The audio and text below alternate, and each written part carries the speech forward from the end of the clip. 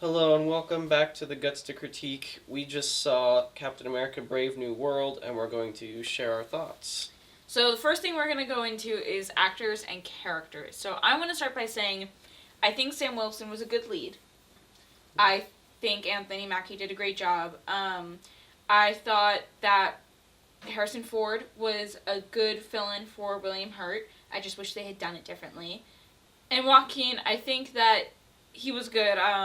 He could have been better. I thought it was okay. And he definitely had some funny one-liners and stuff. So that's like my basic thing. I mean, what do you think?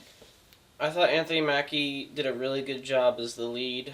We know that Anthony Mackie is a good actor, but we didn't know if Sam Wilson as a character could actually lead a story, and I thought they did a really good job with him. Yeah.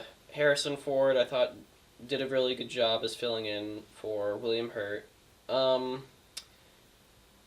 There were I still think like Harrison Ford does not give off William Hurt vibes at all, and the little one-liner to address why he looks different is like a mustache joke. I just thought that was in really poor taste, and I thought that was really dumb. I agree. But overall, I thought he did really good. Harrison Ford is a great actor, so obviously I feel like his performance kind of carried the movie in a lot of ways.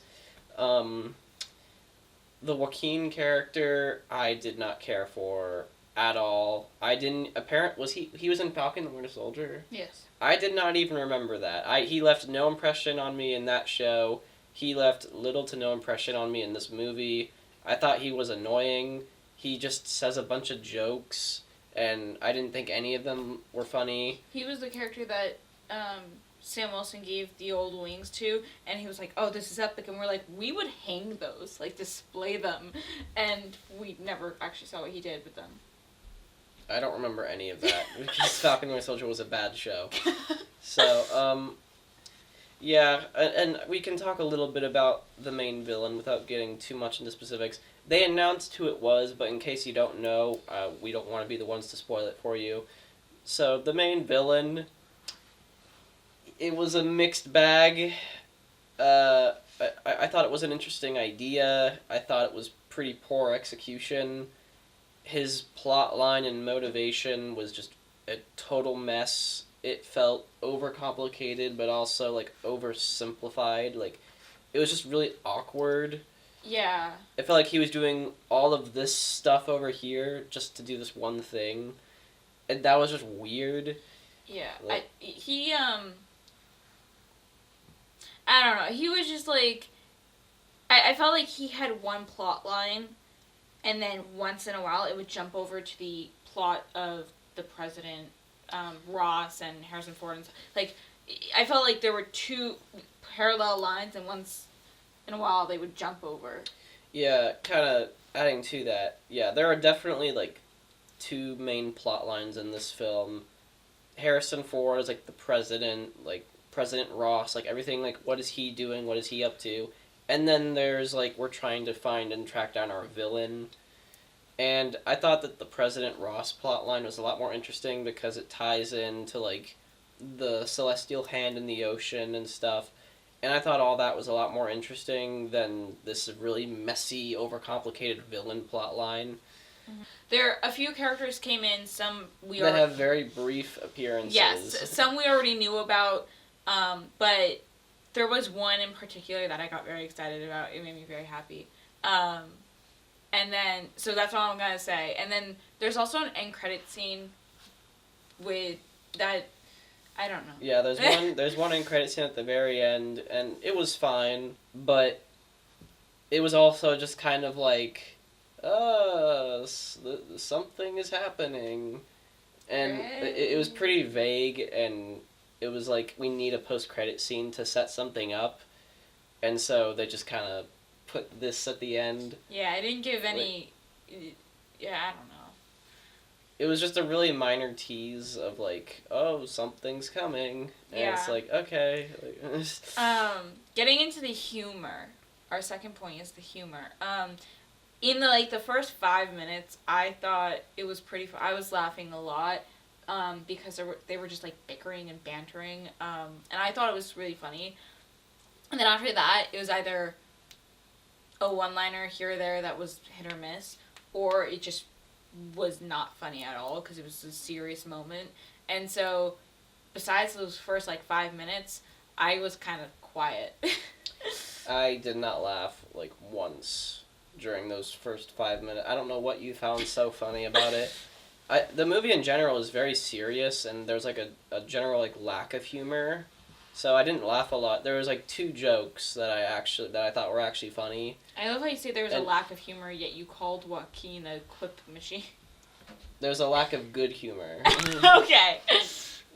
But yeah, like the banter that you're talking about at the beginning, like I didn't think it was funny at all. Like, I don't think Joaquin is a funny character. I think he's annoying. But I mean, I like his dynamic with Sam Wilson. Like their relationship is. I thought that stuff was interesting, but I don't think his jokes were funny. So the humor overall, like there wasn't much, and the humor that was there, like I only laughed like once or twice. So I actually liked that the movie was more serious, because I feel like in general the MCU has gotten a little too silly, in particular with movies like Thor: Love and Thunder or like something like She-Hulk. Like they just got like really really silly and goofy. So yeah, I agree. I thought the seriousness. Why does that sound weird? I thought the serious aspect of it definitely helped the MCU. So yeah, and then I guess we can transition into action. mm-hmm. The action, I thought it was really good, except it was hard to track. I thought it was really cool choreographed. Really well choreographed. Thank you. Really well choreographed. I thought it was really well choreographed, and there were some cool tricks when he was in the air. I thought they did a lot of cool stuff with the shield. And overall, I thought it was enjoyable. It's just that it was hard to track. I thought the action was decent. There were some sequences that were really cool, and then there were others that were just really messy. Like, I could not follow what was going on, because there was just some really weird, like, camera angles, and, like, sometimes, like, we'd be, like, looking down, and it was, like, just jarring to look at. Like, what am I seeing right now? And then there'd be shots where, like, we're behind something, and, like, the action is, like, obscured, and it's, like, I can't tell what's going on. Yeah. And it also has kind of, like, the quick cuts that Marvel likes to use for some reason. I actually thought that the shield was underutilized, where, like, they've done some really cool stuff with the shield in the past, and in this movie, it's just kind of a shield. Like, he doesn't really do a whole lot with it that's, like, super... There was, like, one or two things in there that I thought were really cool that was, like, unique to, like, what Falcon could do, what Sam Wilson could do with the shield. But other than that, I thought it was just okay. I will say it was kind of...